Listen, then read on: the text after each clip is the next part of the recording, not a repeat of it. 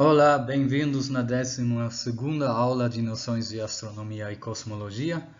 Na última aula a gente conheceu a nossa galáxia, a Via Láctea. Nesta aula vamos conhecer toda a variação de galáxias que existem.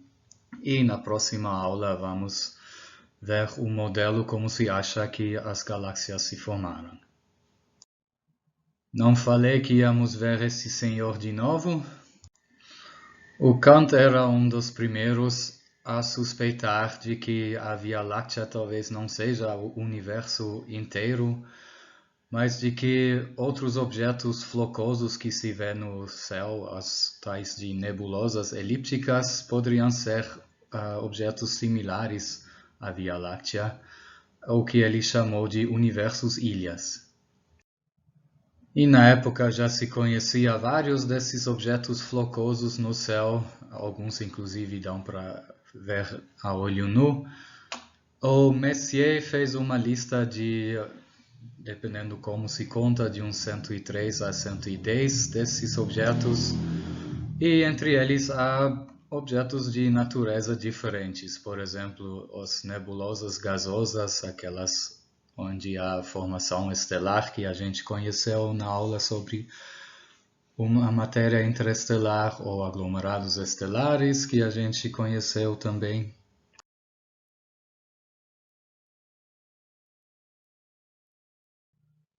E também objetos daquelas na época não se sabia o que eles são. Por exemplo, M31, também chamada de nebulosa de Andrômeda, ou M51, uma nebulosa com uma estrutura bonita de espiral, M81 e outros neste catálogo de Messier.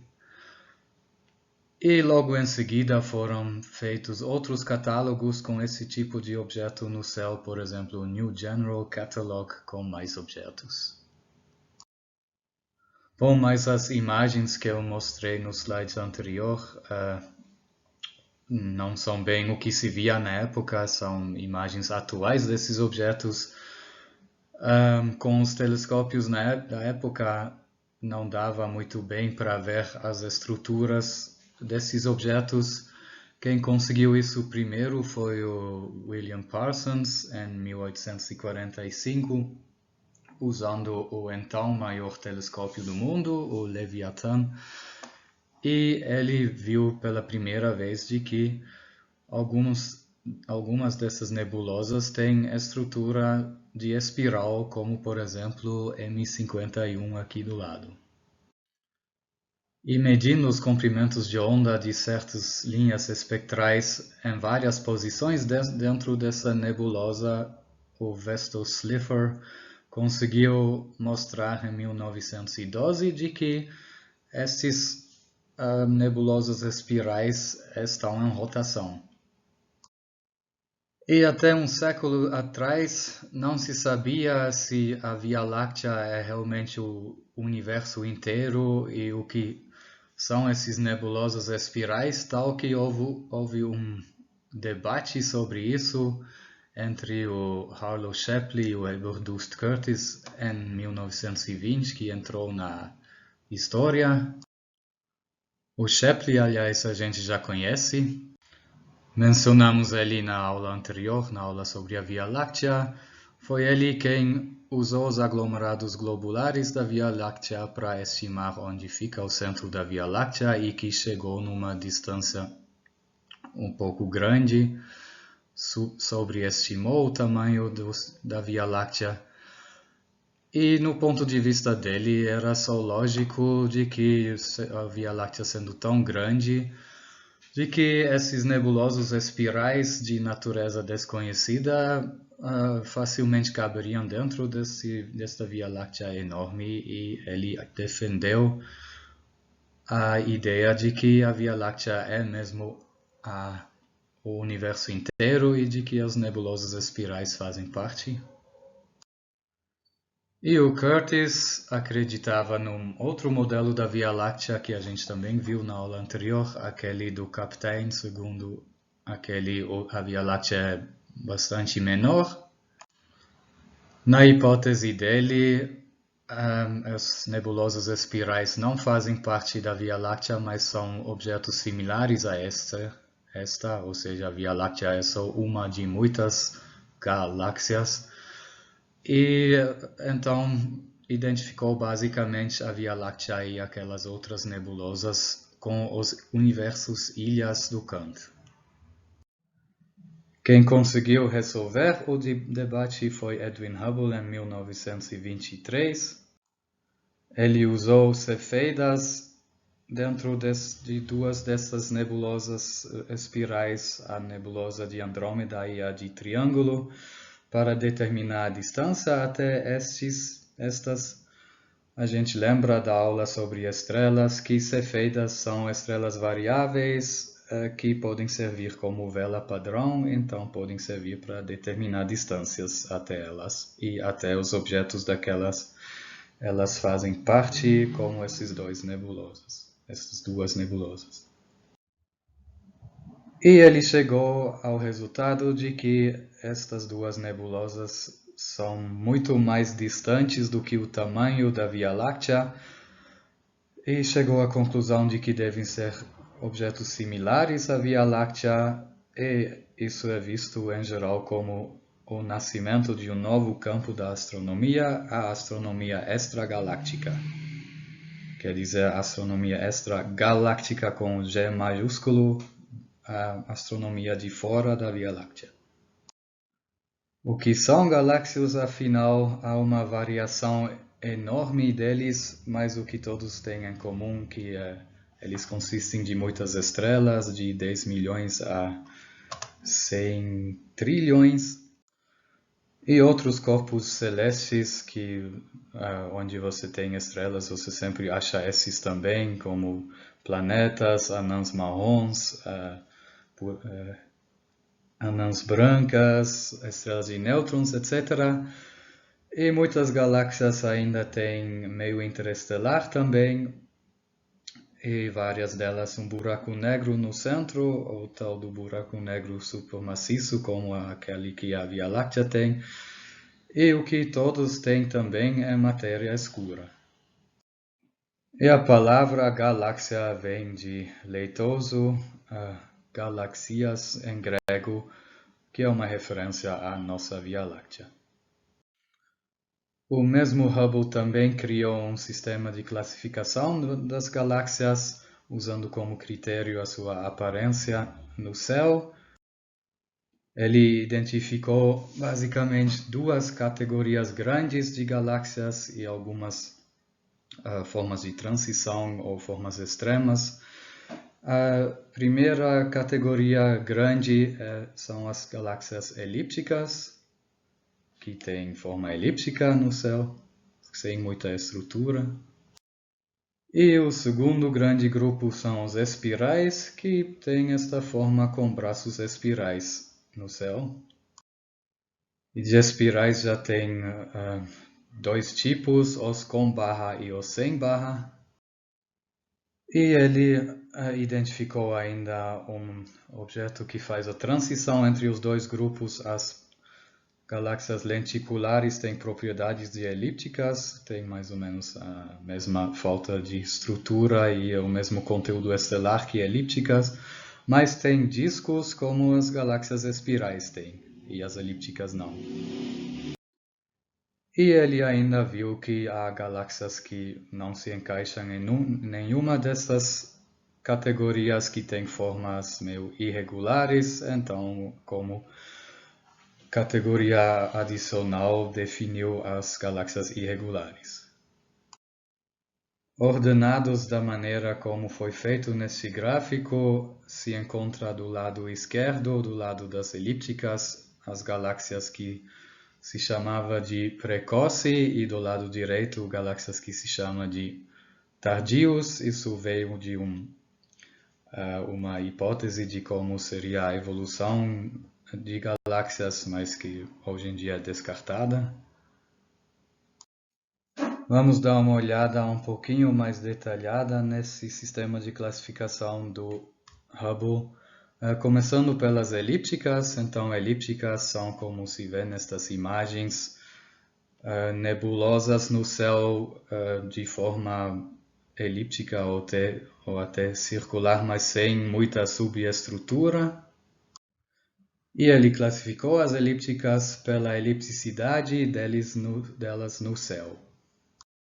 Ele chamou as elípticas de E0 até teoricamente E10, mas na prática não se acha galáxias mais elípticas do que E7, onde aquele número que segue o 10 te diz qual elíptica é a imagem. A definição exata vocês veem aqui, dá para ver pela definição de que se uma E0 tem semi-eixos iguais, então é uma galáxia que aparece circular no céu, e uma hipotética E10 seria uma galáxia que apareceria apenas como uma linha, que teria como semi-eixo menor a zero. Mas atenção, se trata dos semi-eixos aparentes, quer dizer, dos semi-eixos da imagem que se vê no céu, da projeção da galáxia no plano do céu. Isso nem sempre revela totalmente a forma real da galáxia, a forma tridimensional dela. Agora, aquele tipo de transição entre elípticas e espirais, aquelas galáxias lenticulares, o Hubble chamou eles de S0, já que o que segue, as espirais vão de SA, SB, SC, então isso é o S que vem antes do A. E como dito, elas têm propriedades de elípticas, em particular o conteúdo estelar é similar, mas também de espirais. Elas têm discos e bojos. E das lenticulares também existe a versão com barra ou lenticular barrada, que se chama de SB0. E as espirais ele classificou de A a C, onde os bojos são muito prominentes nos A e cada vez menos para B e C, e o ângulo de abertura dos braços espirais aumenta de 6 graus para SA até 18 graus para SC, e ainda, como dá para ver nessas imagens, a distribuição de estrelas nos braços fica cada vez menos suave de A a C, de SA a SC. E para refinar a escala, podemos ainda definir SAB, que obviamente fica entre SA e SB, e SBC, que fica entre SB e SC. E as mesmas tendências se vê nas espirais barradas, tal que podemos chamá-los de A, B e C também. No caso, SBA, SBB e SBC, o B maiúsculo para denotar a barra. E para quem acha que uma barra é uma curiosidade, não é. Na verdade, a maior parte das galáxias espirais tem uma barra, 2/3 delas. Entre elas, a nossa Via Láctea, pelo menos se tudo que a gente falou na aula anterior está certo. E a Via Láctea poderia ser classificada como uma SBBC. E por final, o Hubble também subdividiu a classe das irregulares em dois grupos, os irregulares 1, que ainda têm um pouco de estrutura, aqui como exemplo a grande nuvem de Magalhães, e os irregulares 2, que segundo ele não tem estrutura nenhuma, como aqui o M82. Eu pessoalmente nem acho tão bagunçada o M82 assim, mas é classificado como uma totalmente desorganizada. Galáxias irregulares são, em geral, galáxias anãs, menores, que as outras galáxias têm um monte de gás e pouco conteúdo metálico, e, em geral, se acha eles perto de galáxias maiores, como, por exemplo, a grande nuvem de Magalhães, que é um satélite da Via Láctea. Posteriormente, outros astrônomos ainda fizeram adições à sequência de Hubble, mas que já são usados com bem menos frequência. Por exemplo, Gerard de Vaucouleurs. Ele tirou os irregulares 1 e 2 do Hubble e substituiu eles, de um lado, por novos tipos de espirais. Os espirais SD, que seriam uma continuação da sequência SA, B e C, e os SM, que são espirais magellânicas, espirais similares à Grande Nuvem de Magalhães. Eu não sei se existem outras espirais magellânicas do que a Grande Nuvem de Magalhães nesta classificação do de Vaucouleurs. Mas algumas galáxias são tão irregulares que nem o de Vaucouleurs consegue mais ver espirais nele, e até na classificação dele eles são chamados de irregulares, só que irregulares magellânicos, IMs, que são irregulares similares à pequena nuvem de Magalhães. De novo, não sei se tem outras galáxias desta classe, ou os irregulares verdadeiramente irregulares, os IRs. E o Sidney Vandenberg ainda introduziu classes de luminosidade de galáxias, que nem sei como são definidos exatamente, e adicionou esses à classificação no caso de espirais, caso os braços espirais vão até o centro da galáxia. E Rs minúsculo ou majúsculos, caso haja anéis internos ou externos na imagem da galáxia. É bom ter em mente o seguinte ponto: esta classificação morfológica do Hubble é feita através de imagens no óptico. Pode ser que em outras bandas você, por exemplo, não vê braços espirais e classificaria a galáxia como outro tipo. Então, tipo meio que depende de em que comprimento de onda você observa a galáxia. Também a classificação se baseia em galáxias aqui por perto, cuja imagem você consegue resolver. Ninguém garante que galáxias distantes, que têm imagens menores em telescópios, se encaixam neste sistema de classificação também. Mas levando em conta todos esses poréns, se acha em amostras de que da ordem de 1/5 das galáxias são elípticas, 3/4 são espirais e o 20º que sobra são irregulares. E a maioria das galáxias são pequenas, ou seja, galáxias anãs.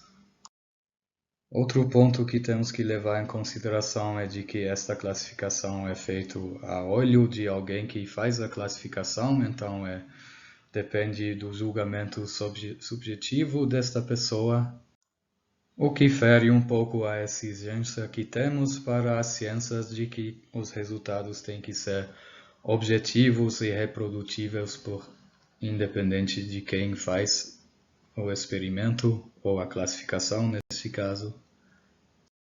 Por isso, pensou-se em desenvolver ferramentas mais objetivas para fazer uma classificação de uma imagem de uma galáxia. E uma dessas ferramentas são as isofotas.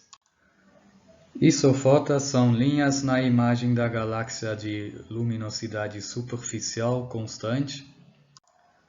E luminosidade superficial é luminosidade por unidade de área sólido na imagem.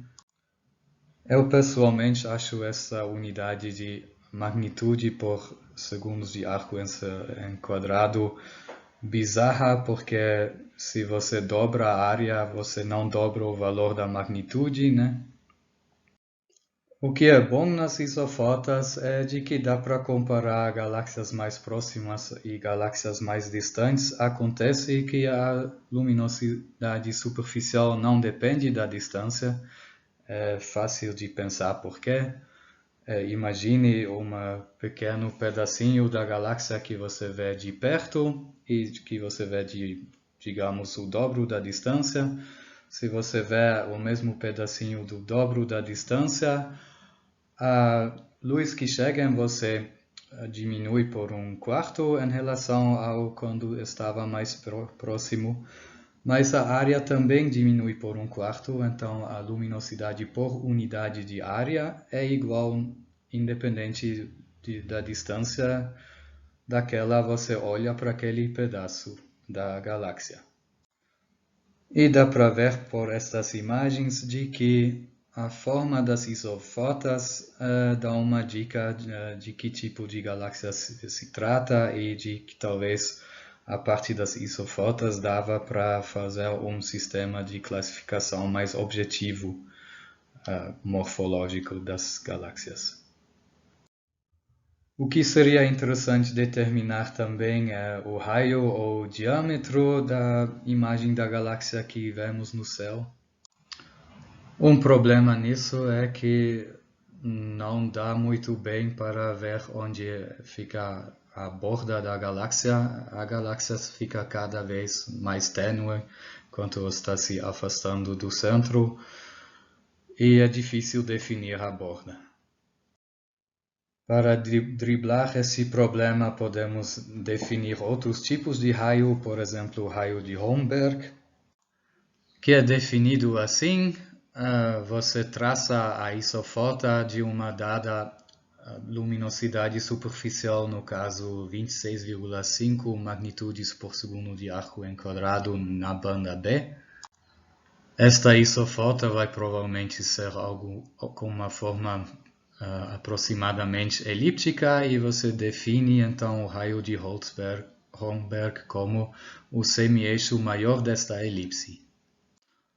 Dá para ver nesta imagem que o raio de Holmberg, nesse caso, é de jeito nenhum o verdadeiro raio da galáxia, mas talvez seja uma grandeza que é útil para comparar entre galáxias. Um outro jeito de definir um tipo de raio para as imagens das galáxias é o raio efetivo, que é o raio que envolve metade da luz da galáxia. Isso também não é fácil porque você tem que distinguir na sua imagem o quanto da luminosidade de um pixel é ruído e o quanto dele é realmente sinal, mas dá para fazer mais ou menos. E surpreendentemente, essas duas definições funcionam até para objetos ou galáxias que não têm aparências nada circulares no céu, mas bastante elípticas, achatadas. Depois de classificar as galáxias, vamos falar um pouquinho sobre outras propriedades mais físicas das galáxias, de cada tipo de galáxia. Vamos começar com as espirais e as irregulares. Vocês lembram que na classificação as irregulares eram ainda além das espirais?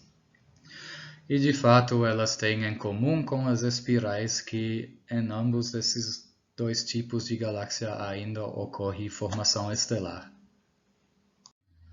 Igual como fizemos com o bojo da Via Láctea, visto daqui de fora do bojo, dentro da Via Láctea, mas fora do bojo, então olhamos para o bojo da Via Láctea como de fora.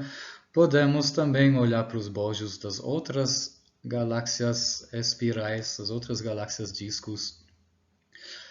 E fazendo isso, se vê que a imagem dos bojos das outras galáxias espirais tem o mesmo perfil que aquele da Via Láctea, o que também é um sinal de que a Via Láctea é simplesmente uma espiral normal.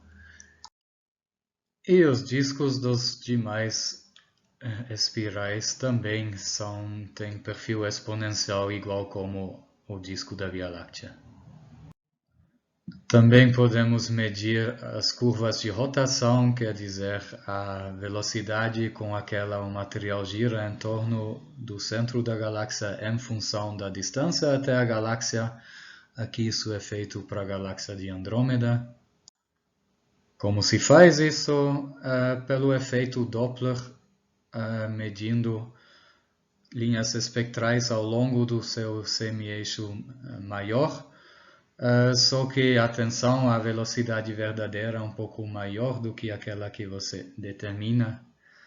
Desta maneira, você tem que levar em conta ainda de que o disco da galáxia é inclinado em relação à linha divisada, só se você estivesse exatamente dentro do plano do disco. Se você visse a galáxia edge-on, o efeito Doppler te daria a velocidade de rotação daquele material mesmo. Você vai ter que multiplicar por um fator geométrico, 1 sobre o cosseno da inclinação, se não estou enganado. Mas isso dá para determinar pela elipticidade da imagem da galáxia no céu. Você consegue determinar esse ângulo, essa inclinação. E se acha que quanto mais brilhante é a galáxia, tanto mais rapidamente a velocidade sobe, indo do centro para fora do centro, e tanto maior a velocidade que se alcança, ou que o material alcança, girando em torno do centro. Isso não é assim muito surpreendente, porque quanto mais brilhante é a galáxia, tanto mais massa ela tem, e quanto mais massa, tanto mais força gravitacional o centro exerce no material que gira em torno dele, tanto maior é a força centrípeta que mantém esse material nas suas órbitas circulares, e tanto mais rapidamente esse material faz essas órbitas circulares. Mas esta velocidade de rotação no material em torno do centro da galáxia não depende apenas da luminosidade da galáxia, mas também do tipo espiral de SA a SC, no sentido de que em galáxias SA o material gira mais rapidamente em torno do centro do que nas galáxias SC. E também tanto mais rapidamente a velocidade sobe do centro até alcançar o valor máximo. Mas o que é bem geral em todas essas curvas de rotação de todas as galáxias discos é a forma geral. Primeiro uma subidinha rápida do centro até poucos kiloparsec de distância do centro, e a partir de lá as curvas são praticamente constantes. E esta velocidade de rotação constante diminui de SA até o SD do Vaucouleurs. E no caso de galáxias SB é similar à velocidade de rotação da Via Láctea, que também é a velocidade com aquela o Sol gira em torno do centro da Via Láctea, mais uma indicação de que a Via Láctea é uma galáxia com tipo perto de SB. E então, com um monte de material girando no mesmo sentido em torno do centro, nessas galáxias espirais, dá para concluir que provavelmente é necessário um momento angular para formar esses discos e esses braços espirais nesses discos. E outro resultado que vimos na aula anterior vale para todas as galáxias discos ou todas as galáxias espirais, de que esta constância da curva de rotação só pode ser explicado por mais massa do que se vê. Então, estas outras galáxias disco também devem ter halos de matéria escura, igual como a Via Láctea.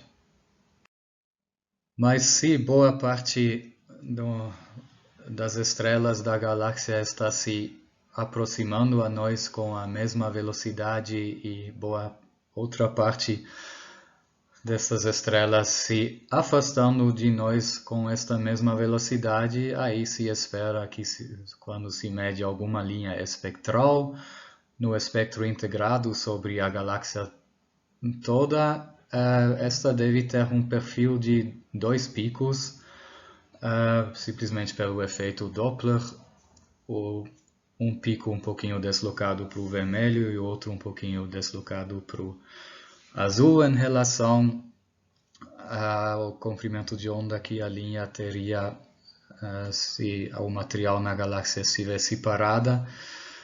E realmente esses picos duplos nos perfis de linhas espectrais se observa. Aqui a linha de 21 centímetros.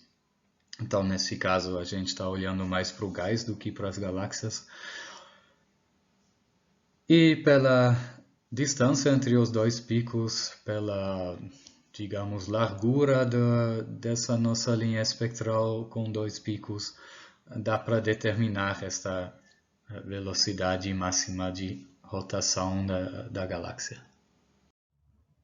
Como dito, a luminosidade aumenta com esta velocidade máxima e acontece que para um dado tipo de galáxia espiral SA, SB ou SC, esta relação é bem definida. Aqui não é dada luminosidade em função da velocidade máxima, mas magnitude absoluta na banda B em função da velocidade máxima.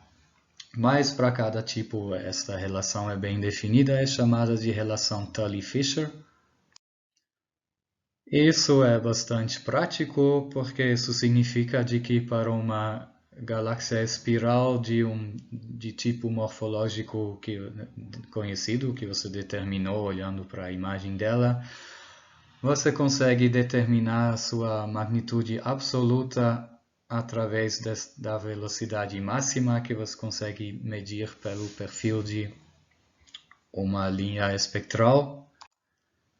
E assim sua galáxia se torna uma vela padrão e medindo também sua magnitude aparente, você consegue determinar a distância até ela.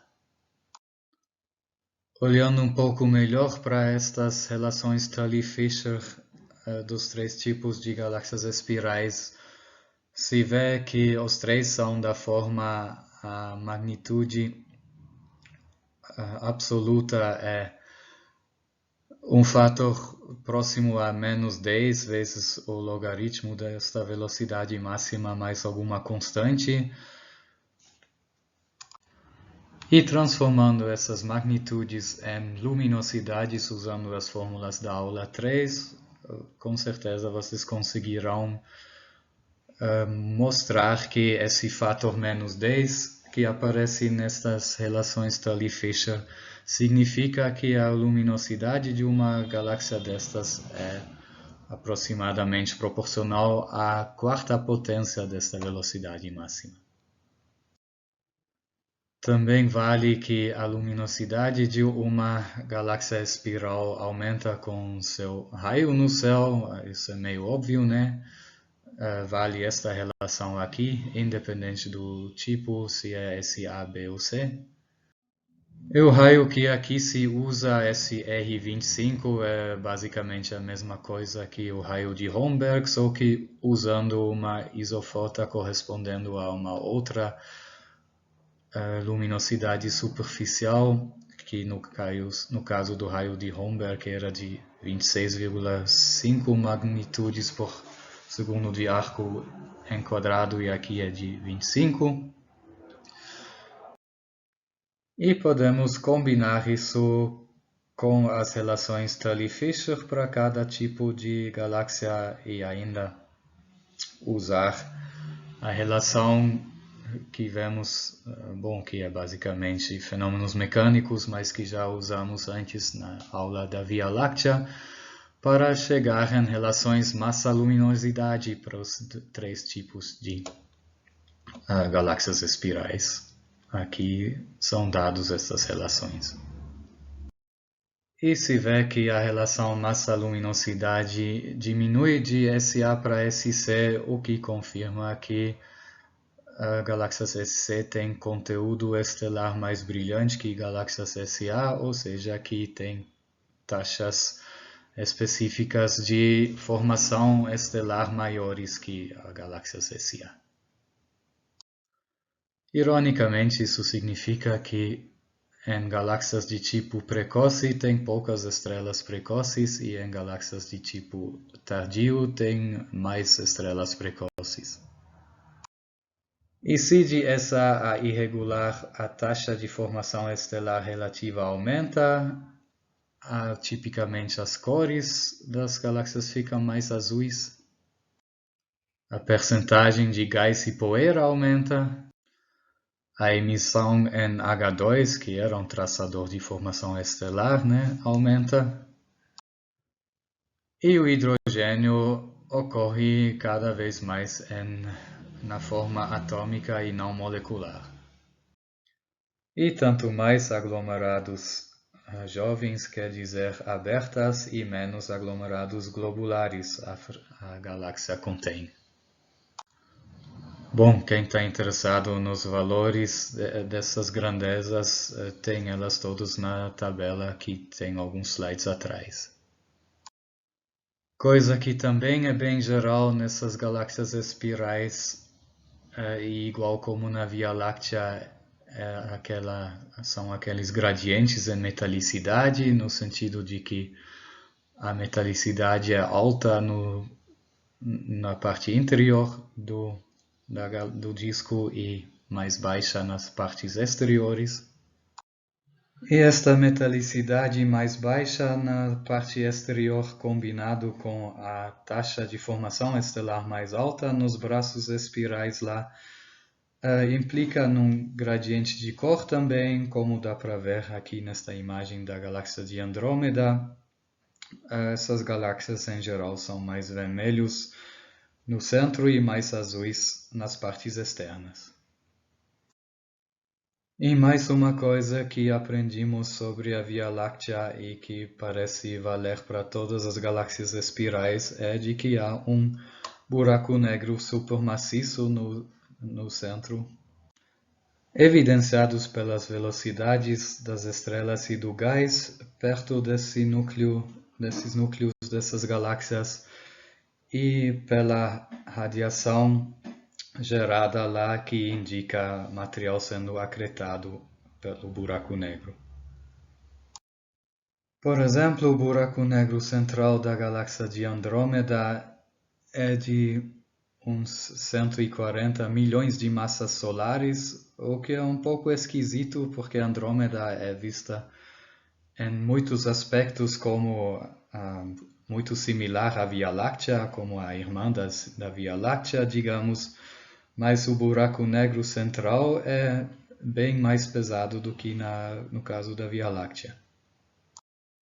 Bom, já que estamos falando de buracos negros supermaciços, vou falar isso aqui para não ter que voltar nelas depois falando das galáxias elípticas. Se acha esses buracos negros também nos centros de galáxias elípticas gigantes, como aqui M87. E aqui de novo a foto desse buraco negro. É interessante que parece haver uma correlação entre a massa do buraco negro supermaciço central de uma componente esferoidal de uma galáxia. No caso de uma galáxia elíptica, a componente esferoidal é a galáxia inteira, e no caso de uma espiral é o bojo dela, e a massa da própria componente esferoidal, então da galáxia inteira, respectivamente, do bojo. Aqui se vê um plot da massa do buraco negro, não contra a massa da componente esferoidal, mas contra a dispersão de velocidade das estrelas dentro da parte esferoidal. Isso porque isso é uma medida para a massa desta componente e vale esta relação. Mas voltamos para as espirais. Obviamente, o que mais chama a atenção nelas é justamente aqueles braços espirais, e a gente gostaria de entender como surgem eles. provavelmente não é tão simples assim explicar este surgimento desses braços, dado a variação dos tipos de espirais e até o número de braços espirais varia entre as galáxias. Aqui se vê pelo exemplo de M51 que existem galáxias espirais com braços muito bonitos, simétricos e bem definidos, mas também existem galáxias com braços espirais bem menos bem definidas e mais floculentos, tal que provavelmente não é um modelinho simples com apenas um parâmetro que vai nos explicar a formação desses braços. Bom, o que sabemos é que esses braços espirais são regiões de formação estelar, e isso porque lá tem ligeiras sobredensidades no disco dessas galáxias. Então, o que temos que explicar de fato é como surgem essas sobredensidades nos discos das galáxias discos, das espirais. E uma hipótese bastante natural é de que esses braços espirais surgem pela enrolação de uma região de formação estelar inicialmente não em forma de espiral, pelo fato de que a velocidade angular da rotação do disco não é a mesma no centro do que nas regiões de fora. A velocidade absoluta sim, mas a velocidade angular não. Aí qualquer estrutura que começa como uma linha reta do centro até a borda, logo fica enrolado e adquire uma forma espiral. Só que esse logo é logo demais. Dentro de poucos centenas de milhões de anos, esses braços já estariam tão enrolados que você nem conseguiria mais distingui-las. E poucos centenas de milhões de anos é nada comparado às idades dessas galáxias. Então não pode ser isto a explicação de como surgem os braços espirais. E de fato, os braços espirais não viajam juntos com a rotação do disco. Acontece que na região mais central as estrelas giram mais rapidamente que os braços e na região mais externa é o oposto. E no meio há um círculo naquela os braços espirais e as estrelas giram com a mesma velocidade em torno do centro da galáxia. E o raio desse círculo chamamos de raio de corrotação. Por acaso, no caso da Via Láctea, esse raio de corrotação é próxima à distância que o Sol tem do centro da Via Láctea. Mas, em geral, a maior parte do disco que se vê é a parte dentro do raio da corrotação. Então, a maioria das estrelas que se vê numa galáxia espiral gira mais rapidamente do que os braços. Os braços ficam atrás das estrelas. Isso se confirma olhando um pouquinho mais detalhadamente para a estrutura de desses braços espirais. As estrelas formadas um pouquinho menos recentemente já ficam do lado de frente do braço, enquanto as estrelas ainda em formação, as mais novas, as regiões H2, ficam do lado de trás do braço, como dito no slide anterior. E sabendo que na maior parte do disco os braços ficam atrás em relação à rotação das estrelas, levou o Lin e o Xu a esta teoria das ondas quase estacionárias de densidade. Eles explicam os braços espirais assim. Começa com uma sobredensidade que pode surgir de qualquer maneira, por algum acaso. E o gás que está orbitando o centro da galáxia, igual como as estrelas, certa hora chega nesta sobredensidade, é comprimido lá, começa a formar estrelas ainda antes de chegar na parte mais densa da sobredensidade. As estrelas de vidas mais curtas, as OIB, morrem logo, ainda antes de deixar as sobredensidades, enquanto as estrelas AFG, etc., continuam orbitando o centro da galáxia, saem da sobredensidade e compõem o disco estelar. De maneira mais curricular, dá para dizer que essas sobredensidades se comportam como engarrafamentos na rodovia. E segundo este modelo de Linicho, esta formação estelar deixou nebulosos planetários, remanescentes de supernovas, etc., para trás, e esse material deixado para trás mantém a sobredensidade onde ela está. Eu pessoalmente acho isso esquisito, porque se o material estava viajando com a mesma velocidade que o disco, aí depois de formar estrelas, etc., o material ainda deveria estar com esta velocidade. Na minha opinião, isso fere um pouco o princípio de inércia. Mesmo assim, isso é uma teoria que é visto como uma possibilidade,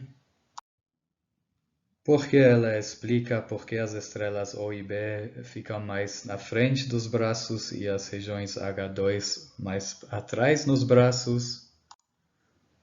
E por serem sobredensidades mais ou menos estacionárias, não são enrolados como a gente viu na primeira tentativa de explicar os braços. Mas o modelo tem problemas também, não é fácil pensar em como a sobredensidade é primeiro estabelecida e depois mantida. Também podemos tentar calcular as órbitas das estrelas na galáxia, por exemplo, a órbita do Sol na Via Láctea. Igual como os planetas no sistema solar, talvez as órbitas das estrelas nas galáxias discos também não sejam círculos perfeitos, mas também não vão ser elipses como no sistema solar, porque o campo gravitacional de uma galáxia disco é bastante diferente do campo gravitacional gerado pelo Sol no sistema solar. Primeiro, porque não toda a massa reside no centro, e segundo, também porque tem aquela estrutura em disco que modifica bastante o campo gravitacional na região do disco. E dá para calcular essas órbitas das estrelas neste campo gravitacional dado pela distribuição de massa numa galáxia disco. Só que o cálculo é bastante complicado, ocupa 8 páginas no livro. Não vamos fazer isso, vou só dar o resultado. E esse resultado é de que o movimento da estrela pode ser descrito como um movimento elíptico em torno de um ponto que faz um movimento circular uniforme em torno do centro da galáxia. E isso é nada outro do que um movimento em epiciclos que a gente viu na aula sobre história da astronomia como hipótese de como movimentariam os planetas em torno da Terra e que naquele contexto era totalmente errado, mas para este caso parece realmente descrever bem as órbitas das estrelas. E esta combinação desses dois movimentos dá esse tipo de trajetória chamada de roseta. E isso não faço ideia porque seria assim, mas segundo o livro e esta teoria de formação dos braços espirais, Os conjuntos de estrelas que giram em torno do centro da galáxia com a mesma velocidade formam elipses. E já que cada elipse gira com uma velocidade diferente, aí logo vai se ter esse tipo de estrutura, vão surgir sobredensidades em certos lugares do disco e subdensidades em outros, e as sobredensidades têm mais ou menos as formas de braços espirais. Como dito, essa teoria não me convence e, como complicação extra, as estrelas poderiam ter também uma componente de movimento perpendicular ao disco. E esta componente seria basicamente oscilatória. Então vamos dar uma olhada para mais uma teoria de formação nos braços espirais, a teoria da formação estelar autopropagante estocástica de Müller e Arnett. Eles afirmam que as sobredensidades se propagam praticamente automaticamente, já que lá onde você tem uma sobredensidade, você tem formação estelar, e as estrelas de maior massa explodem logo como supernovas, geram ondas de choque, comprimem o material ao lado, onde há uma nova sobredensidade e nova formação estelar, etc. Das teorias apresentadas aqui, isso até me parece a mais lúcida, mas ela tem problemas também, tal que na verdade não se sabe ainda muito bem como se formam os braços espirais nas galáxias espirais. Talvez seja necessária pegar uma dessas três e melhorá-la ou combiná-las. Qualquer jeito, ainda tem trabalho a ser feito neste campo. Para quem se interessa, talvez seja uma dica para uma pesquisa no futuro. O que fala a favor desta última teoria é de que realmente ocorrem supernovas perto ou dentro dos braços espirais. Aqui se vê duas fotos da galáxia M100, uma tirada em um momento qualquer e uma tirada em fevereiro de 2006, justamente quando houve uma supernova acontecendo lá perto de um dos braços espirais. A aparência da galáxia é totalmente diferente nas duas fotos, isso não porque a galáxia realmente mudou muito, mas porque a segunda foto é com uma exposição muito mais curta. Isto porque a supernova era tão brilhante de que para ela não ofuscar totalmente os pixels em torno da posição dela na foto, teve que se fazer uma exposição bem mais curta. Vamos para o outro grande grupo de galáxias, as elípticas.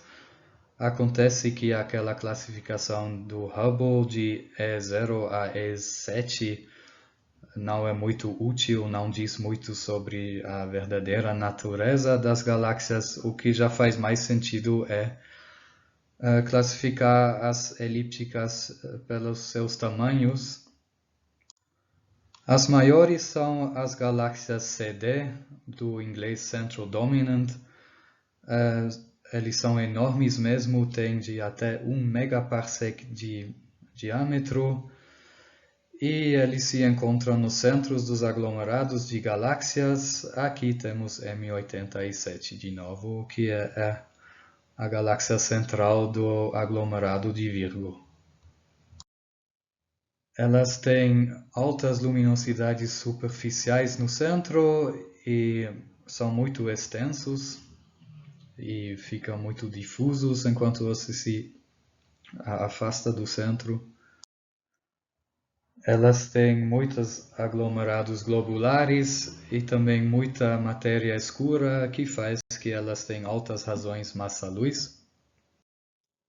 Bem menor que as CD são as elípticas, podemos dizer, normais. São aquelas que o Hubble usou para sua classificação de E0 a E7. Elas também têm luminosidades centrais altas, mas são bem menores que os CDs, então não tem todo esse envoltório difuso que os CDs têm. Dentre eles, podemos distinguir entre as gigantes, as intermediárias e as compactas, e aquela classe de transição das elípticas para as espirais, as lenticulares, às vezes também são incluídas na classificação como elípticas normais. E menores ainda temos as elípticas anãs, que vão de 1 a 10 kPa de tamanho, e elas têm massas e densidades menores e metalicidades mais baixas que as elípticas normais. E massas e densidades menores ainda têm as galáxias anãs esferoidais, ou DSPH, do Dwarf Spheroidal. Estas são tão fracas que só as mais próximas são detectáveis. Vocês veem nesta imagem como é difícil identificar uma galáxia desses. E por último temos as galáxias anãs compactas azuis, em inglês Blue Compact Dwarfs. Como o nome sugere, são azuis, isso porque eles têm altas taxas de formação estelar, ao contrário do que elípticas normalmente têm. Contém um monte de gás, ao contrário do que elípticas pequenas normalmente têm. Emitem, por isto, fortemente em linhas de emissão e, em geral, são bem mais similares com galáxias irregulares do que com as outras elípticas, tal que talvez seria melhor classificá-las como irregulares mesmo. Nesta imagem também acho que é bem factível classificar esta galáxia como irregular em lugar de como alguma elíptica. Aqui alguns valores de grandezas referente a estas galáxias. Vamos primeiro dar uma olhada mais detalhada nos Central Dominants. Elas têm perfil de luz de Vaucouleurs, igual como os bojos das galáxias espirais. E indo desses Central Dominants para as elípticas normais até as anãs e Dwarf Spheroidals, o perfil fica cada vez mais exponencial e menos de Vaucouleurs. Quanto ao conteúdo, por muito tempo achava-se que elípticas não têm poeira e gás, tirando os Blue Compact, que eu já falei que talvez seriam melhor classificados como irregulares. Isso é verdade mesmo para as menores das elípticas, os anãs e os Dwarf Spheroidals. Isso porque com as suas baixas massas eles realmente não conseguem reter qualquer gás que eles possam ter tido no passado. Mas as maiores, quer dizer, as elípticas normais, contêm gás, não tanto quanto as espirais, mas mesmo assim bastante. E por volta de metade deles até tem poeira e até em quantidade considerável.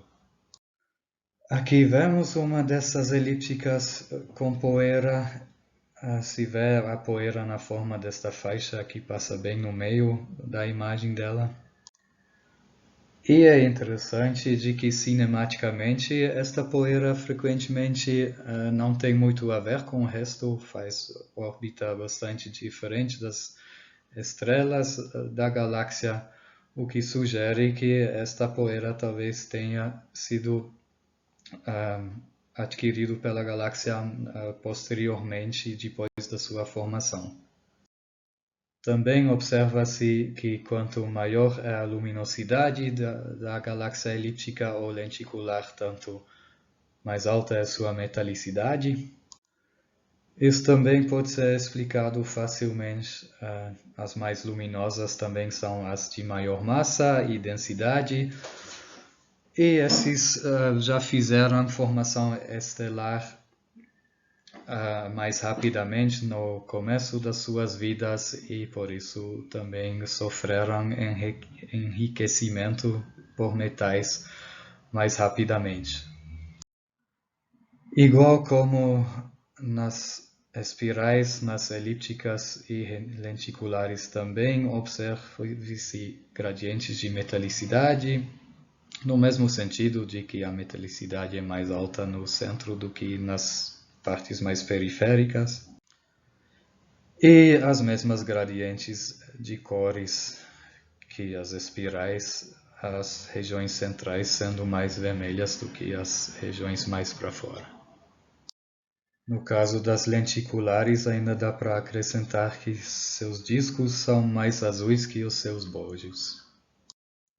Para elípticas também tem uma relação similar à relação Tully-Fisher, que diz que quanto maior é a velocidade das estrelas, tanto maior é a luminosidade da galáxia. No caso das elípticas, esta relação se chama de relação Faber-Jackson. Mas no caso das elípticas, velocidades mais altas das estrelas significa que distribuições de velocidades mais largas, o que tem como resultado que as linhas espectrais nos espectros integrados destas galáxias também são mais largas.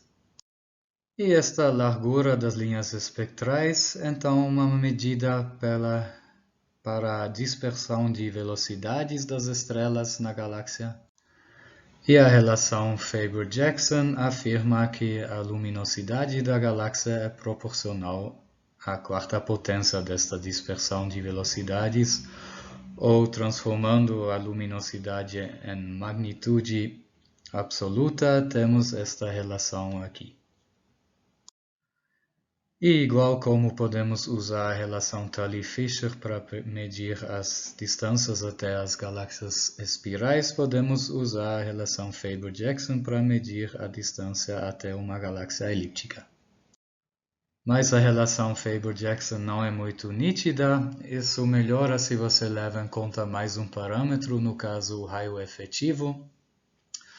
Aí, se você exprime a luminosidade da galáxia em função desses dois parâmetros, a dispersão de velocidades das estrelas e raio efetivo, vocês obtêm esta relação aqui. E plotando esta num gráfico tridimensional log L versus log sigma 0 e log raio efetivo, obtém-se um plano, e esse é chamado de plano fundamental das galáxias elípticas. E o fato de que as elípticas seguem esta relação provavelmente diz algo sobre a formação delas, mas ainda não sabe-se muito bem o que. Enquanto o movimento das estrelas nas galáxias discos espirais é dominada pela rotação em torno de um eixo, pelo menos no caso do disco, né? No halo já não é bem assim. Em elípticas, as velocidades são dominadas por movimentos mais aleatórios, órbitas em todas as direções, tal que para esses as dispersões de velocidades são bem maiores do que as velocidades rotacionais. E é esta dispersão de velocidades que faz como que a galáxia não colapsa e sustenta sua forma. Ao contrário do que acontece numa nuvem de gás, onde há um monte de fricção que faz como que a nuvem pode colapsar. Mas à segunda vista, em elípticas há uma pequena componente rotacional no movimento das estrelas também, e dependendo de quanto é esta pequena componente rotacional em relação à dispersão de velocidades, podemos distinguir as elípticas entre tipos boxy e disk. As boxy têm as menores componentes rotacionais, o que faz que eles obtenham formas mais retangulares ou até forma de amendoim, como mostram esses isófotos aqui. E os discos têm um pouquinho mais de movimento rotacional, o que faz que dá até um pouquinho a impressão de um disco olhando para essas galáxias. Com isso, os diferentes tipos de galáxias foram apresentados. O que poderia nos interessar também é quanto há de cada tipo em função da sua luminosidade, por exemplo. E para um dado tipo de galáxias, isso pode ser descrito por uma função como esta aqui, chamada de função de Schechter, que afirma que o número de galáxias no intervalinho de L em torno do valor L é dada por este produto de uma função exponencial e de uma potência de L, ou transformando as luminosidades em magnitudes, o número de galáxias em torno de M num intervalinho de tamanho de M. Aí esta função de Schechter tem dois parâmetros, o L estrelinha, respectivamente o M estrelinha no caso das magnitudes, e a expoente alfa. O primeiro nos diz onde acontece aquele joelho da curva, e o segundo nos dá a inclinação da parte esquerda da curva. E esses parâmetros não são constantes, eles dependem do tipo de galáxia que você está analisando e também do ambiente naquele você está contando as galáxias. Aqui um exemplo disso, no caso se conta todas as galáxias, não especificamente para um tipo, e se vê que a função de Schechter é um pouco diferente na vizinhança da Via Láctea do que no ambiente mais denso do aglomerado de Virgo.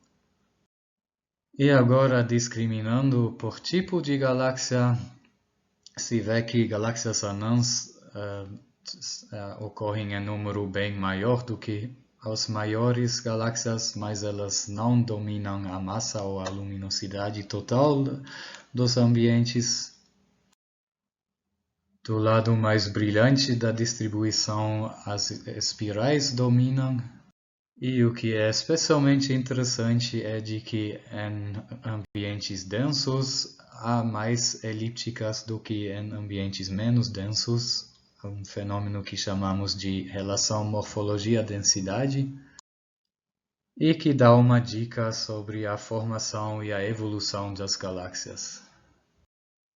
Vamos dar uma olhada onde se encontram as galáxias, como elas são distribuídas no universo. Há conjuntos de galáxias de vários tamanhos. Os menores são os grupos de galáxias, que consistem de até 50 galáxias. São relativamente pequenas, têm 2 megaparsec de diâmetros, tipicamente, e massas da ordem de 10 a 13 massas solares, ou poucas vezes isso.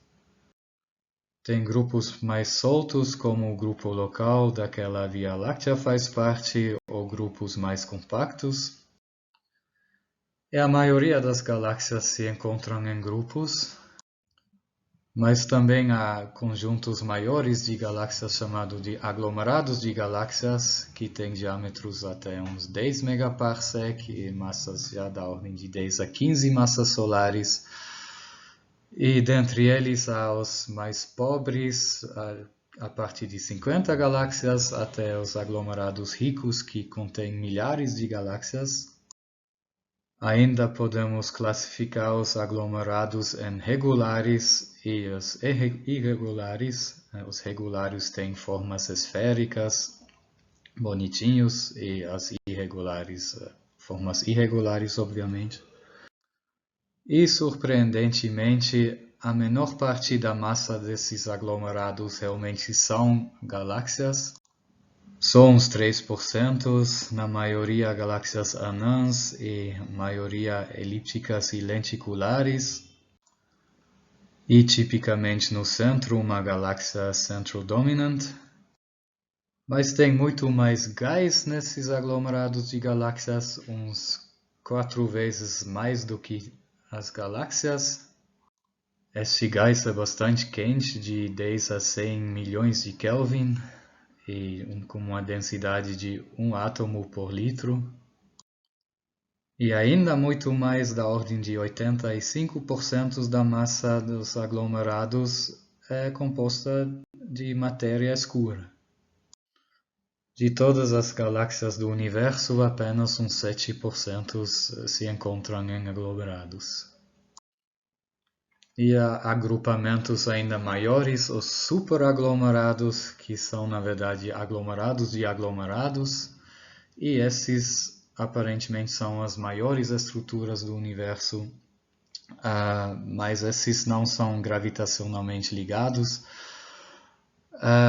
Eles expandem junto com o universo, daqui a pouco vamos ver, e provavelmente vocês já sabiam que o universo está em expansão. Como assim, então, esses são mesmo assim considerados estruturas? Eles expandem mais lentamente que o universo, então, de certa forma, eles mesmo assim se atraem os aglomerados dentro do superaglomerado, dentro de um superaglomerado se atraem e se forma uma estrutura mesmo assim, apesar de que esta estrutura vai se desfazer algum dia. E esses superaglomerados contêm dezenas de aglomerados e um monte de grupos também. Tem tamanhos de até 100 megaparsec e massas de 10 a 16 a 10 a 17 massas solares. Tipicamente eles têm formas de panquecas ou até de filamentos, resultado do fato de que eles estão participando da expansão do universo, como se você estivesse esticando eles. Surge automaticamente esta forma mais filamentar. E entre esses agrupamentos de galáxias há grandes espaços vazios que chamamos de voids. Vamos fazer um pouquinho de, digamos, geografia local, ver o que tem na vizinhança da Via Láctea em termos de grupos aglomerados e superaglomerados, para nos situarmos um pouco e conhecermos nossa vizinhança. A vizinhança mais próxima é o grupo daquele fazemos parte, é o grupo local. Tem da ordem de 35 galáxias, um diâmetro de 1,2 megaparsec, uma massa da ordem de 4 bilhões de massas solares, tem 3 galáxias principais. A nossa, a Via Láctea, aqui alguns dados sobre ela. Não mencionei muito ainda a massa, que é de 2 bilhões de massas solares, ou seja, metade da massa do grupo local. E maior parte da outra metade reside na galáxia de Andrômeda, uma linda espiral que pode ser vista a olho nu como uma pequeno negócio nebuloso dentro da constelação de Andrômeda. Mas não é nada fácil, é mais fácil do hemisfério norte, mas se precisa de muito boas condições de observação mesmo. Eu só vi ela uma vez na minha vida. A parte que dá para ver a olho nu é pequena no céu, mas olhando num telescópio ela é enorme no céu. Tem um diâmetro de uns 2,5 graus no céu, que é 5 vezes o diâmetro da Lua. Ela fica a uns 800 kpc de distância da Via Láctea. Como dito, é de um tipo bem similar que a Via Láctea é tipo SB, tem um diâmetro um pouquinho menor que a Via Láctea e uma massa comparável à da Via Láctea. E a terceira galáxia dominante do grupo local já é bem menor que as outras duas, é a galáxia do Triângulo. Esse também é possível ver a olho nu, mas é ainda mais difícil que a Andrômeda. Eu nunca vi o Triângulo a olho nu. Fica a uns 800 kpc daqui, é uma galáxia tipo SCD. De tamanho não é muito menor que a Andrômeda, mas tem uma massa bem menor, só da ordem de 5 vezes 10 a 10 massas solares. E além destas três galáxias dominantes, o grupo local tem um monte de galáxias menores, galáxias anãs, na maioria satélites das duas galáxias grandes, Via Láctea e Andrômeda. Por exemplo, as nuvens de Magalhães são acompanhantes da Via Láctea. Essas dá para ver bem do hemisfério sul, sob condições boas. Vale a pena ir para a roça uma vez para vê-las. E Andrômeda tem suas acompanhantes também. Aqui nesta imagem se vê M32 e NGC 205. E todas estas galáxias anãs juntas somam mais ou menos a mesma massa que a galáxia de Triângulo. Aqui um retrato das galáxias do grupo local para comparar os tamanhos. E vamos aumentar de escala para ver agora a vizinhança do grupo local. Tem outros grupos por perto, o de Sculptor e o de Maffei 81, ou simplesmente M81. E um pouco mais longe, o aglomerado de galáxias mais próximo, que é o aglomerado de Virgo. Pouco mais sobre ele é um aglomerado rico e irregular, fica a uns 16 megaparsec daqui, tem um diâmetro da ordem de 3 megaparsec e se estende a 10 graus por 10 graus no céu. Contém uns 250 galáxias grandes e mais que 2.000 pequenas, e entre as grandes há uns 3 gigantes, cada uma delas do tamanho do grupo local. E uma delas é M87, que já mencionamos várias vezes. Aumentando mais uma vez de escala, em torno do aglomerado de Virgo tem vários outros aglomerados, todos irregulares. Eles se agrupam em um plano que é chamado de superaglomerado de Virgo. E visto daqui na direção perpendicular a este plano tem o aglomerado de Colma, ou aglomerado regular mais próximo.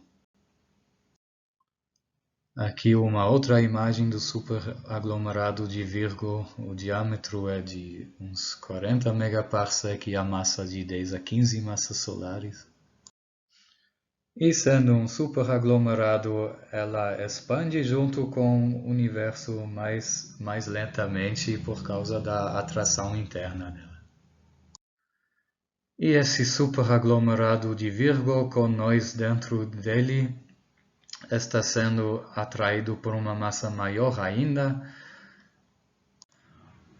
o que faz que, em relação ao referencial que expande junto com o universo, chamado Hubble Flow, ele se movimenta com uns 627 km por segundo.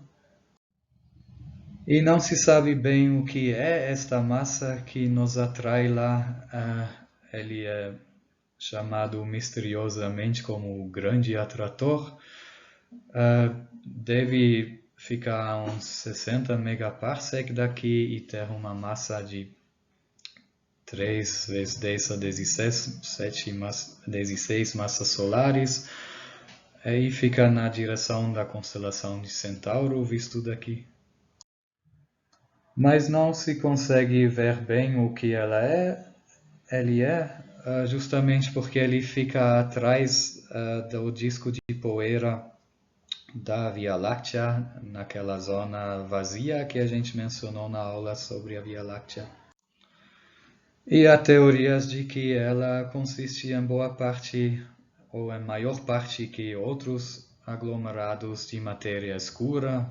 Eu acho esquisito esta ideia, porque teria aglomerados de mais matéria escura do que outros, mas quem sabe, né?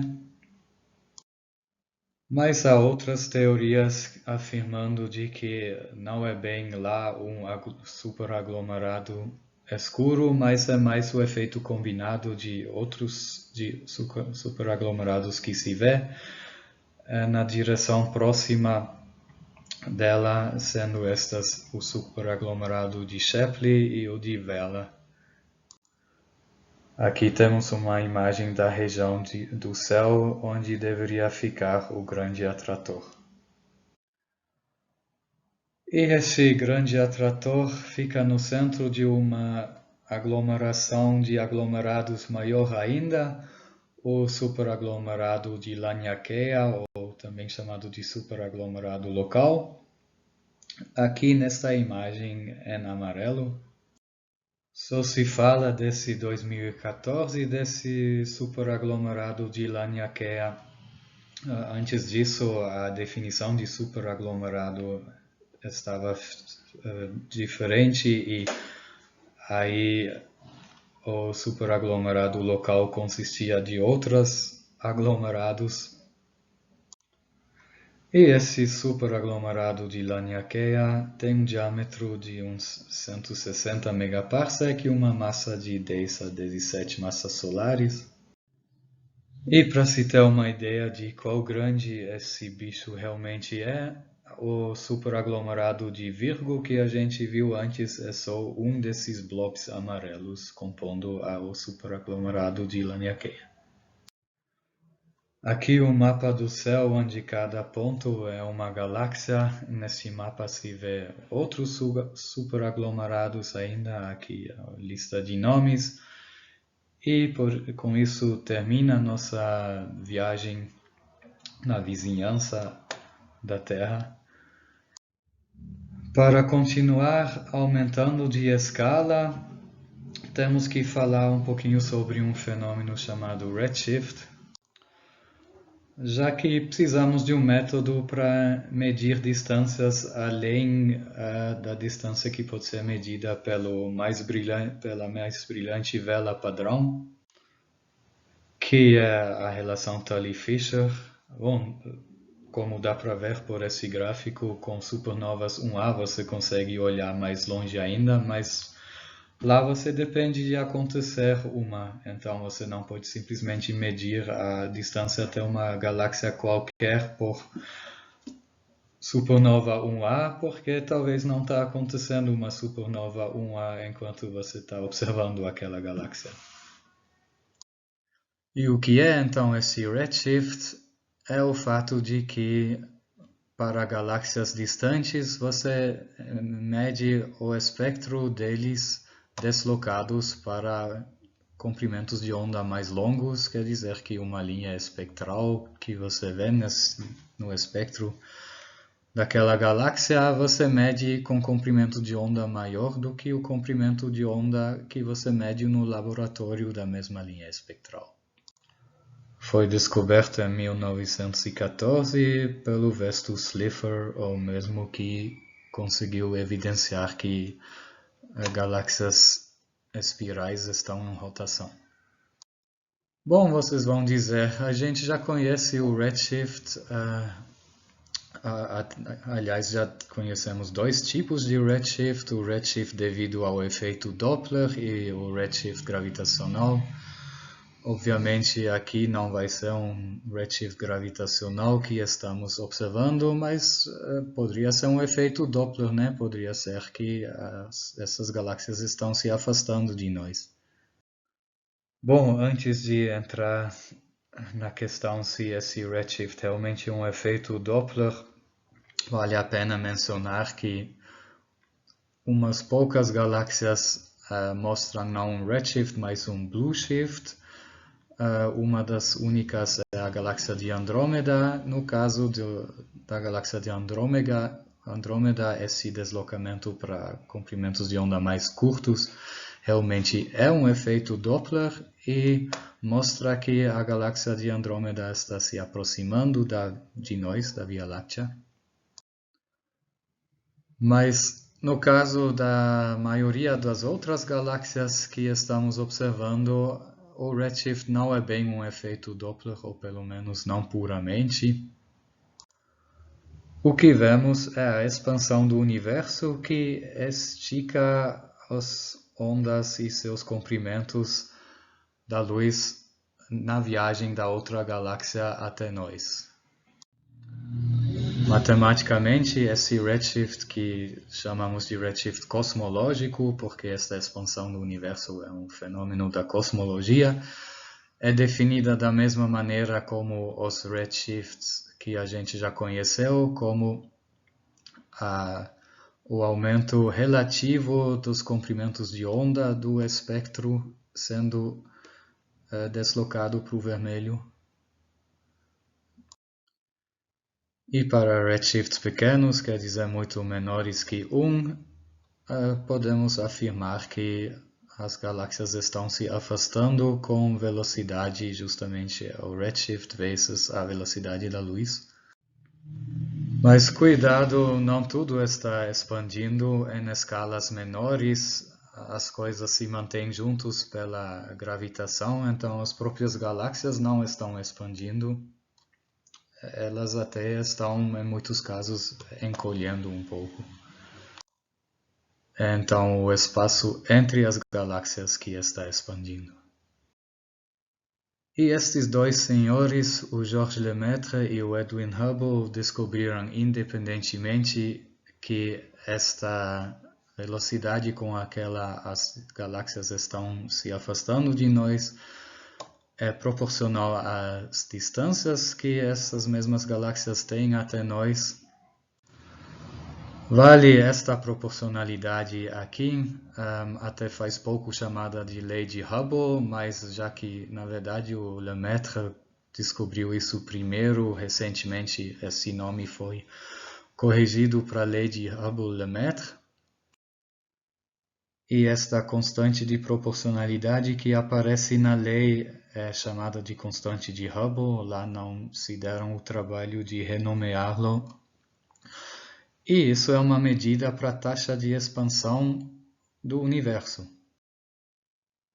Aqui do lado vemos um diagrama chamado diagrama de Hubble, que mostra para as galáxias para aqueles o Hubble conseguiu medir distância e velocidade de recessão um contra o outro, e aí esta constante de Hubble é justamente a inclinação da reta neste gráfico. E quanto é esta constante de Hubble que nos quantifica a taxa de expansão do universo? Isso foi controverso por um bom tempo, por várias décadas, mas hoje em dia acha-se que se tem conseguido determinar seu valor. Hoje em dia o valor mais atual é de 67,7 ou 8 km por segundo em megaparsec. O que significa isso? Significa que uma galáxia que fica a 1 megaparsec de nós está se afastando com 67,7 km por segundo, e uma galáxia que fica a 2 megaparsec de nós está se afastando com 2 vezes 67,7 km por segundo. Aí podemos fazer um desenho das galáxias em torno da nossa e colocar em cada um deles uma flecha que mostra sua velocidade de recessão. E aí chegamos numa grande surpresa, parece que todas as galáxias estão se afastando daqui, como se estivéssemos o centro da expansão do universo. Será que somos mesmo o centro do universo? Acho que a história da astronomia nos ensinou um pouquinho de humildade quanto a isso, porque quando pensávamos que a Terra era o centro do universo, acabou não sendo. Quando pensávamos que o Sol era o centro da Via Láctea, acabou não sendo. Quando pensávamos que a Via Láctea era o universo todo, acabou não sendo. Então seria muito esquisito se agora fôssemos o centro do universo. E de fato, não dá para tirar esta conclusão do fato de que todas as galáxias parecem se afastando de nós.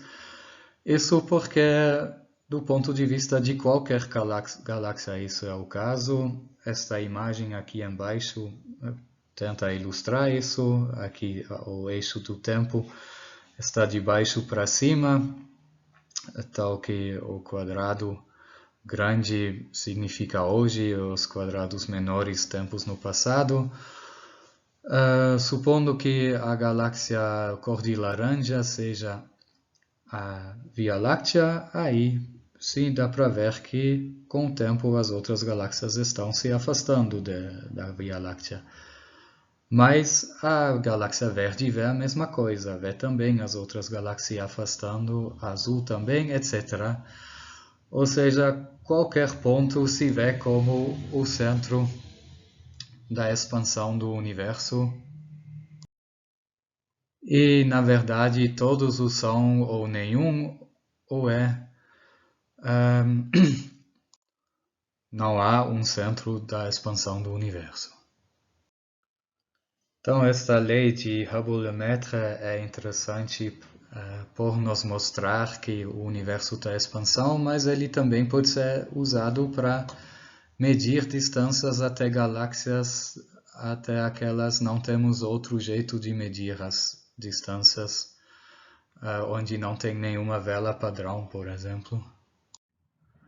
Aí podemos medir o comprimento de onda de alguma linha espectral conhecida e calcular o redshift por esta fórmula, que é simplesmente a fórmula de 2 slides atrás, agora explicitado o redshift. E sabendo o redshift, conseguimos medir a distância usando aqui a lei de Hubble e substituindo nela a velocidade pela velocidade da luz vezes o redshift. E assim obtemos a distância até a galáxia. Infelizmente, esta aproximação de que a velocidade de recessão é Cz não é mais válida quando o Z começa a ficar grande em relação a 1, mais precisamente quando ultrapassa o valor de 0,13. Aqui temos uma fórmula que funciona até redshift 2. E olhar galáxias em redshift alto não significa apenas olhar numa distância grande, mas também olhar no passado, né? A luz que chega a nós daquela galáxia muito distante levou tempo para chegar aqui, então quanto maior o redshift de uma galáxia que estamos observando, tanto mais no passado vemos ela. E tanto menor era o universo naquela época. E ele era menor no sentido de as escalas, tipo as distâncias entre as galáxias ou algo assim, eram menores por um fator 1 mais Z. Então, o redshift de uma galáxia acaba sendo uma medida para a idade do universo na época que a galáxia emitiu a luz que está chegando a nós agora. E pelo fator de escala, pelo tamanho que o universo tinha na época. Vamos dar uns nomes, chamamos o tempo de hoje de T0, isso porque é o tempo que corresponde ao redshift 0. Chamamos de look-back time de uma galáxia que observamos tendo redshift Z como o tempo que decorreu desde que ela emitiu esta luz. E o lookback time, então, é nada outro do que T0 menos a idade que o universo tinha naquela época, TZ. Esta corrente de expansão no universo chamamos de Hubble Flow, mas os objetos, as galáxias, etc., podem se movimentar um pouquinho em relação ao referencial dado pelo Hubble Flow. Esse movimento relativo ao Hubble Flow chamamos de movimento peculiar. E aí, o redshift que se mede quando se observa uma galáxia distante é uma combinação do redshift cosmológico e do efeito Doppler devido a esse movimento peculiar. Quanto mais distante é a galáxia, tanto maior é seu redshift cosmológico, tal que para galáxias distantes o suficiente, o redshift cosmológico é muito maior que o redshift Doppler, tal que para estas o redshift cosmológico acaba sendo um bom método para medir a distância até eles. Bom, se as distâncias no universo em redshift z eram menores por um fator 1 mais z, obviamente os volumes eram menores por um fator 1 mais z no cubo e áreas e superfícies por 1 mais z em quadrado. E então, se olhamos para um pedaço do universo, ele expande junto com o universo, né? E um volume que aumenta desse jeito, então um pedaço do universo que é sempre o mesmo, mas que expande, chamamos de o volume comovente. E massas dentro desses volumes comoventes dividido pelo volume comovente chamamos de densidades comoventes, enquanto a densidade verdadeira de um pedaço de universo diminui pela expansão do universo, a densidade comovente é constante. Quando se observa uma galáxia em alto redshift em alguma banda fotométrica X, aí acontece que a parte espectral que vemos da galáxia não é a mesma parte espectral que veríamos na banda X de uma galáxia próxima, né? Uma outra parte do espectro da galáxia está sendo redshiftado para dentro da banda X. E então a verdadeira magnitude absoluta daquela galáxia na banda X não vai simplesmente ser a magnitude aparente menos o módulo de distância, mas temos que levar em conta que talvez a parte que está sendo redshiftado dentro da banda X não tenha a mesma luminosidade que a própria emissão em X da galáxia. E isso se faz aplicando uma correção chamada correção K. E já que temos que ter sempre complicações, né? Tem gente que define a correção K com um sinal e outro com sinal oposto, então tem que se prestar atenção nisso quando se lê um trabalho. Bom, isso soa simples, então você mede a uma magnitude aparente, aplica a correção K e você consegue calcular a magnitude absoluta, conhecendo o módulo de distância, por exemplo, tendo determinado a distância pelo redshift. Bom, mas não é bem assim, né? Porque esta correção K não é simplesmente uma função que depende apenas do redshift e da banda, mas também do espectro da galáxia. Dependendo de que espectro tem sua galáxia, a correção K pode ser totalmente diferente. Então você tem que ter alguma ideia do espectro verdadeiro da sua galáxia para conseguir estimar esta correção K. Mas fazer o que se você não tem uma ideia do verdadeiro espectro da galáxia e mesmo assim você quer saber quanta luz ela emite na faixa X? Uma saída é observar a galáxia com um filtro que corresponde à versão redshiftada da faixa X da galáxia. Esta fórmula aqui vocês conhecem da terceira aula, ela explicita a distância em função do módulo de distância m-m. Mas se por causa da correção K, esse módulo de distância não nos dá a verdadeira distância, aí isso é um outro tipo de distância, a gente chama isso de distância de luminosidade. E esta difere da verdadeira distância chamada distância própria.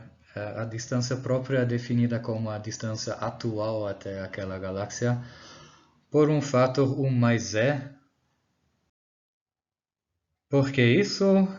Porque o fluxo da luz no caminho para a Terra não cai simplesmente com a distância em quadrado, mas por dois fatores 1 mais e a mais.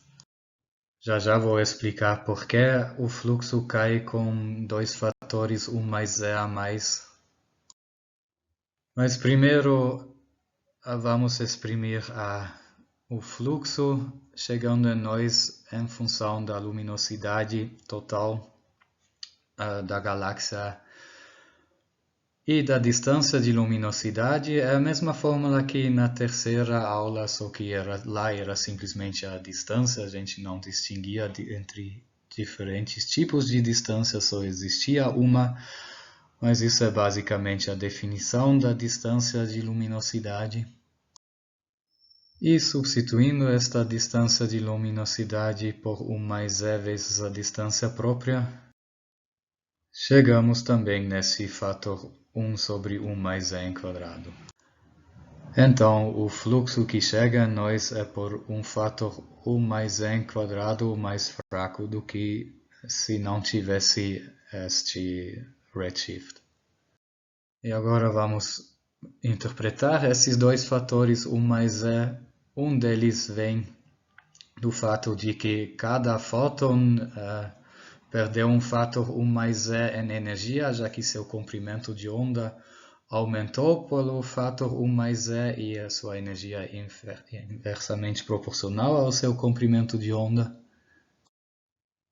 E o outro vem do fato de que o espaço entre os fótons também é esticado por um fator 1 mais e desse sua emissão, o que faz que por unidade de tempo chega a nós 1 mais e vezes menos fótons por unidade de tempo do que na hora da emissão. E esse segundo fator, 1 mais e, atinge também os diferentes momentos de qualquer sinal que nos chega a partir da outra galáxia, tal que qualquer acontecimento lá a gente vê acontecendo mais lentamente por um fator 1 mais e na hora de o sinal chegar em nós. Isso é um fenômeno que chamamos de dilatação cosmológica do tempo. O fato de que a distância até uma galáxia é proporcional ao redshift dele, pelo menos até um certo limite, pode ser usado também para fazer o que se chama de amostras de redshift. Aí nesses, algum telescópio escaneia alguma linha no céu, o que significa que ele varre uma fatia do espaço, medindo os espectros e então os redshifts de todas as galáxias na fatia, pelo menos todas as galáxias até uma certa magnitude aparente, né? E aí podemos posicionar essas galáxias num sistema de coordenadas polares, onde a coordenada angular é simplesmente o ângulo mesmo o ângulo da posição no céu naquela a gente viu aquela galáxia. E a coordenada radial, o redshift, que é proporcional à distância até a galáxia, tal que o que se vê nesta fatia realmente reflete as posições das galáxias naquela fatia de espaço do universo. E fazendo isso, também conseguimos ver aglomerados de galáxias, então a gente não vê eles apenas no plano do céu, mas também na direção radial. E aí acontece algo interessante. Os aglomerados parecem estarem elongados na nossa direção, como se fossem dedos apontando para nós. Esse fenômeno também é chamado de dedos de Deus. Mas obviamente os aglomerados não são esticados na nossa direção. Isso é apenas um efeito observacional, porque o redshift Doppler, aquele devido à velocidade peculiar, se soma ao redshift cosmológico e para esses aglomerados mais próximos ele ainda não é totalmente desprezível e faz como que a gente vê uma dispersão maior de redshifts do que realmente teria se o redshift fosse puramente devido à distância, puramente cosmológica. Aqui vemos uma amostra de redshifts que vai mais fundo, tal que conseguimos ver os superaglomerados também nesta amostra. E nesta escala acontece também um efeito observacional, só que ele vai justamente no sentido contrário que os dedos de Deus, é o efeito chamado efeito Kaiser, que faz como que os superaglomerados aparecem mais achatados na direção radial. Isto porque nesta escala ocorrem velocidades peculiares sistemáticas, no sentido de que galáxias do nosso lado do superaglomerado estão sendo puxados na direção do superaglomerado, então afastando-se de nós, fazendo o redshift um pouco maior e posicionando eles no diagrama redshift um pouco mais longe de nós do que eles realmente estão, então mais perto do próprio superaglomerado. E as galáxias do lado oposto do superaglomerado estão sendo puxados na direção do superaglomerado, fazendo que o redshift deles é um pouco menor do que se fosse apenas devido à sua distância até nós. Então, enquanto nas amostras de redshift os aglomerados parecem esticados na direção radial, formando esses dedos de Deus, os superaglomerados parecem achatados na direção radial, fazendo tipo panquecas de Deus, pelo efeito Kaiser. Acho que dá para ver isso bem nesta imagem. O superaglomerado está sendo panquequizado na direção radial, mas ao mesmo tempo se vê os dedos de Deus também em escala menor. E acaba sendo que a amplitude do efeito dedo de Deus é um pouco maior que o efeito Kaiser. E tudo, mapas do céu e amostras de redshift indicam que acima de escalas de 100 megaparsec não existem mais estruturas, não existem, por exemplo, superaglomerados ou algo assim. Os superaglomerados são as maiores estruturas e eles têm da ordem de 100 megaparsec de tamanho, tal que podemos dizer que o universo é homogêneo em escalas maiores que 100 megaparsec, o que vai ser importante na hora de exercitar cosmologia. Foi isso de, digamos, a zoologia das galáxias, puramente a descrição delas e como elas estão distribuídas. Na aula que vem, a gente vai querer entender como eles se formaram e evoluíram. A próxima aula, a segunda sobre galáxias, vai ser sobre isso. Até lá!